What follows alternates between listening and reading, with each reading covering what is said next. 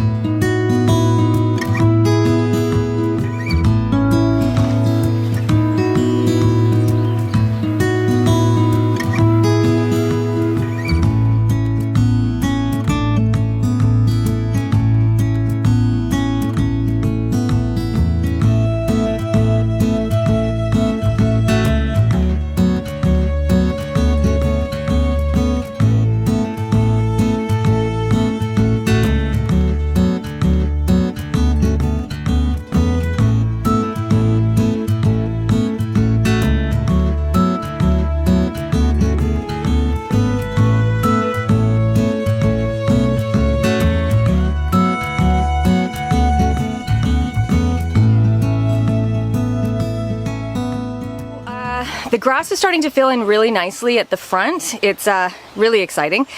And if the septic bed was any indication, it's going to fill in really fast and get really thick. It just seems to grow no problem. So we're taking in the rest of the corduroy road up along the front there just to let it in, because already it's growing all around the corduroy road. So I want to make sure that it just has the opportunity to fill in as quickly as it can. And we really don't have the same mud problem that we had before. So taking all of that up, we're going to leave this one that runs all the way to the back still, because this is the main route that we use to get to the back, and it's a little bit more shaded over here because of the trees, so it's not growing as fast, and we don't want to have to worry about the mud here still. So eventually we'll pick it all up and use it all as wood to burn. But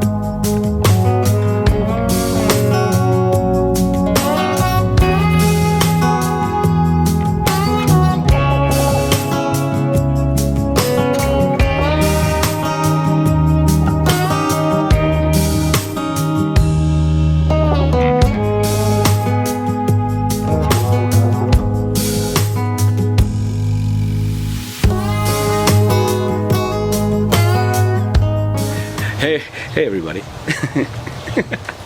We're working on the shed roof still, of course. Odyssey, it's taking a bit.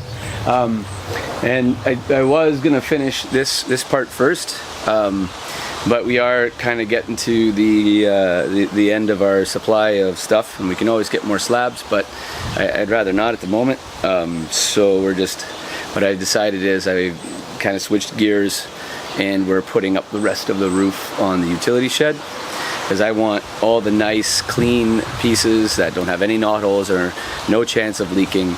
I want those on the utility shed because I want that dry. I don't want any water getting in there whatsoever. This roof is getting drier as we go, but we had a whole day of rain, just persisted, consistent throughout the whole day, about 15-20 millimeters, about 1.5 inches for my American friends. And what I noticed is there were some spots where it was dripping, and right when you're going really quick, and I'm not really paying too much attention to the quality of each of the shakes that I'm cutting. Some of them have knot holes where they might have been good when I started, but in the process of moving them around, the center of the knot has fallen out, so you got like an obvious hole. It's actually a really good exercise just to go underneath and look up, because you'll see obvious sunshine shining through or anywhere there's gaps. So what I've done is I've either cheated and just used silicone to fill in some of those holes, just because we have some left over from when we redid the tub surround and that. And then in other cases, what I've done is just kind of surgically slipped another piece of shake up and underneath, so that if water does come down, it's going to follow that shake over top of the one in front of it. So you're always supposed to be overlapped. So as long as I slip one in between these two, then any water that travels will still fall on top of the next one, and that's the idea. You just want it cascading from one shake to the next until it goes off the drip edge.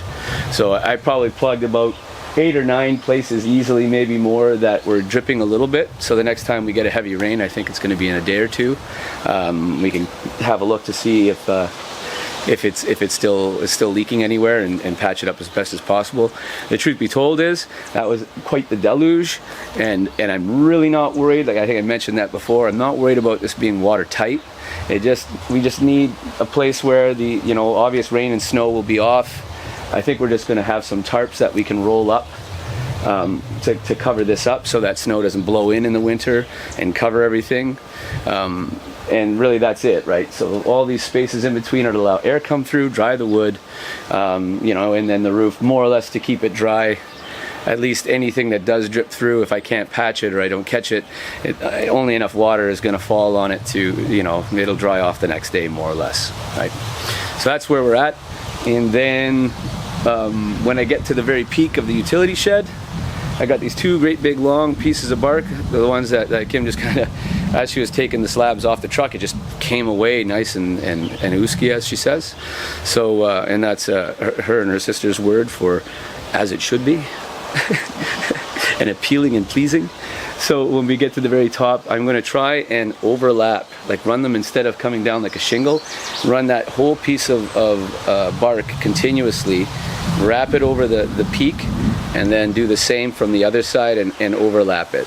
Because either way, you're going to have to, like normally at least what I've seen is one shake on the peak, it hits the one side, then you have another one that meets it from below, and then you have to have another layer that overlaps that, and then another one from that side that meets it. So you basically have 2 layers on the top to ensure that there's no way for water to get in through that peak and then make its way down in the roof and drip from inside. And that's where we're at. Good times.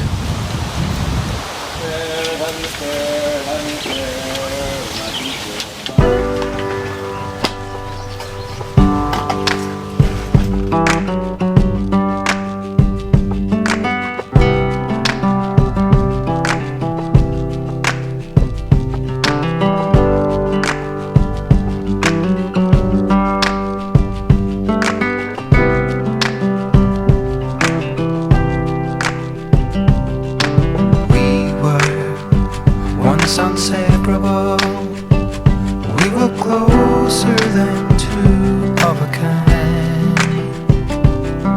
The bond was almost palpable, solemn oaths with our blood that were signed. But time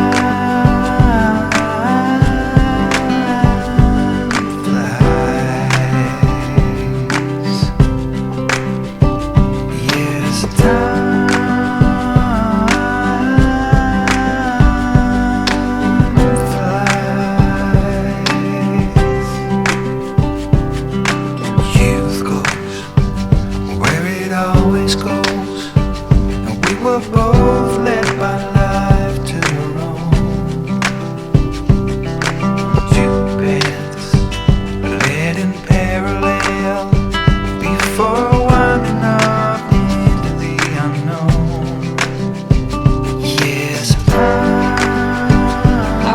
enjoying having the branch in your face right now? How am I enjoying all these branches in my face right now?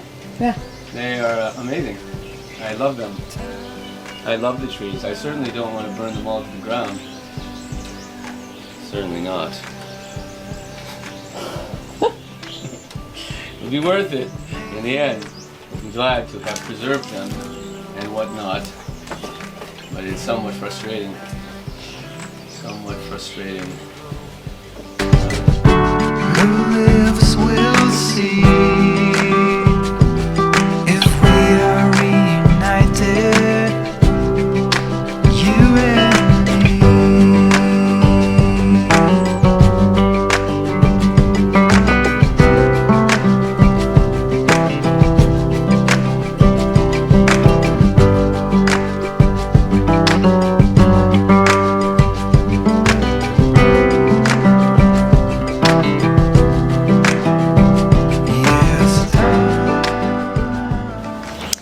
So now that the woodshed is just about done, except for this final line of shingles, which is going to be just for the overhang, we've been waiting for a good rain so that we could see where the roof was leaking, just so that we could fix that ahead of time. It wouldn't be very easy to get over top of the wood if we needed to fill that in from the inside, because it's pretty tough to get at it from the outside. So we got a really nice rain last night, and it was lots of thunder, lots of lightning, pretty awesome.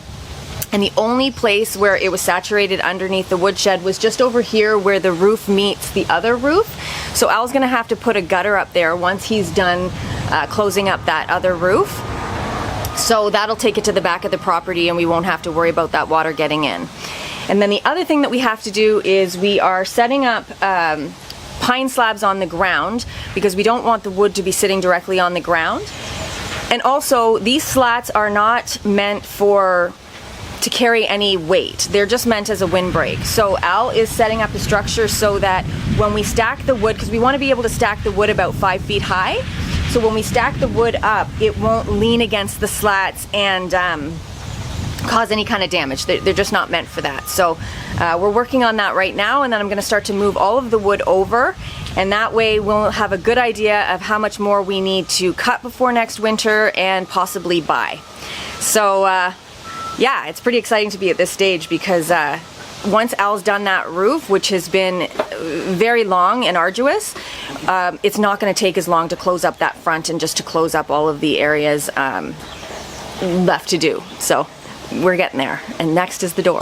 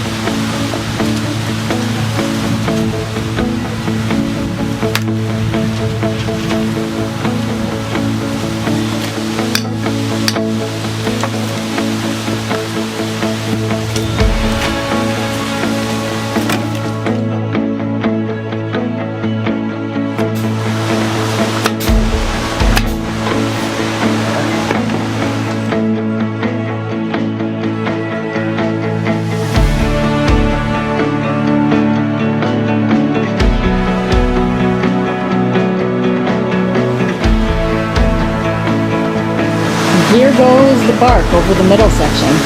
Boy.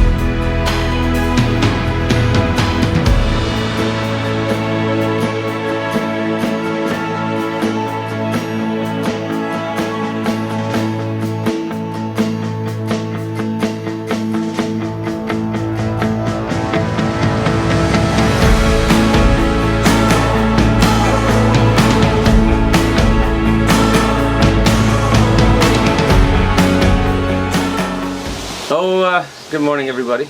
Welcome to Paradise. Pretty nice out here. We finished the roof, the long dark night that is the roof, except perhaps one row of shingles still to be determined, just to give a better overhang. The other night I came out in the probably around like 2 in the morning, and it was absolutely coming down, just to check for leaks and stuff, and I did notice that without a bit more overhang I can't get from in here into the shed without getting wet. Not that that's a huge concern, but something to consider in in exchange for the effort to cut some more shakes. But anyways, I digress, as I always have to. This is the door frame that we're building. This was one big slab that we split down the middle, and I'm going to put a header over that and reinforce it. But the door, originally we were talking about taking one of the doors from the farmhouse, but just because of the nature of this shed, I figure we'll make our own door. I will just go pick up some more slabs. I'll square them off with my planers and that, and we'll put together one of those kind of old school, vertical slats, and then a line that, the letter Z, or for my American friends, or Z for the rest of the world. Just 2 pieces at the bottom that bind them together, and then one across at an angle to kind of reinforce it. So just be like an old school barn door. I'm kind of thinking about how to do the hinges. I might do something as simple as drilling a recessed pocket, like a circular, perfectly circular hole with one of my Forstner bits, and then do the same thing into the header that I put at the top, and then I'll use dowels, like just big heavy 1.5-inch dowels, and just basically put the door on a pivoting hinge. So rather than your traditional hinge, just something a little more old school but sturdy and kind of fits the mode. But long story short, or long story slightly longer, the idea is this will be, the way I have it set up now, about 37 inches wide. There's a very wide door, and that way, if we're storing the cement mixer in here, or tires, or whatever we decide to plow into here, this will be nice and wide and convenient and easy to get stuff in and out. And of course we'll have to open to the outside so that we have maximum convenience and storage, since everything in the farmhouse has to somehow magically Tetris into this building. And that's where we're at today.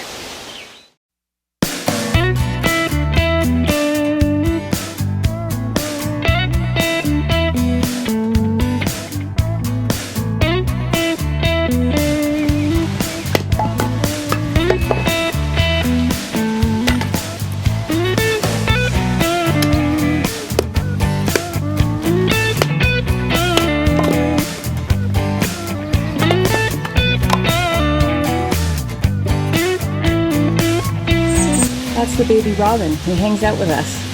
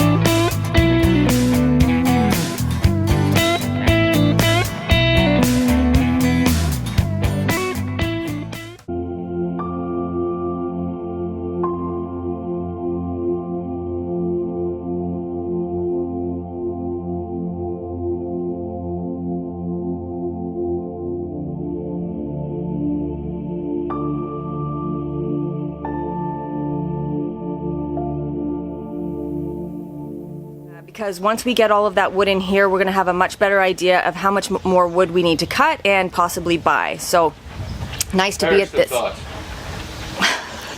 nothing. Nice to be at this state. Nice to be at this stage. Say it again. Nice to be at this stage.